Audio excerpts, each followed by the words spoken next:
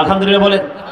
আমি আপনাদেরকে খুশি করার জন্য বলিনি, ধান ঝাড়া দিলে সিটা চলে যায় না, ধান ঝাড়লে কুলাতে ধান, আমি কিন্তু ধান ঝাড়ছি আমার মায়ের সাথে ছোট থাকতে।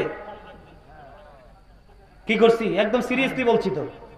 মা যখন একা একা কাজ করতো মার সাথে একটু ট্রাই করতাম, দেখতাম কুলাটা বাড়ি দিলে সিটাটা চলে যায়, ধানটা কুলায় থাকে। যারা শুটিং পরিদর্শন করেছে চলে গেছে, আর যারা সত্যিকারের আলোচনা শোনার জন্য আসছে তারা বসে আছে।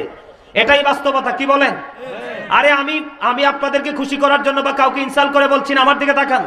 আল্লাহর হাবিব বলেছেন, কেউ যদি জুমার দিনে সবার আগে মসজিদে যায় এবং সবার পরে মসজিদের থেকে বের হয়ে যখন সে বাড়ির দিকে রওনা দিবে, প্রত্যেকটা কদমের বিনিময়ে তার আমলনামায় 1 বছরের নফল ইবাদতের সওয়াব দেওয়া হবে। আপনারা আমার কথা রাগ হন বা খুশি হন তাতে আমার কিচ্ছু যায় আসে না, কিন্তু জুমার দিন সাইয়্যিদুল আইয়াম, শ্রেষ্ঠ দিন, এটা ঈদের দিনের চাইতেও দামি, রোজার ঈদ কুরবানির ঈদের দিনের চাইতেও দামি।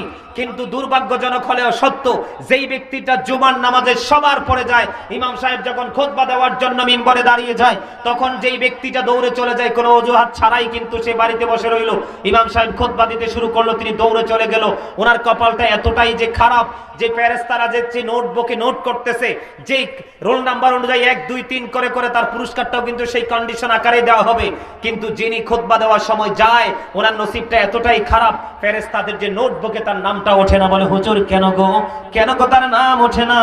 খুতবাটা এতটা গুরুত্বপূর্ণ একটা নিয়ামত।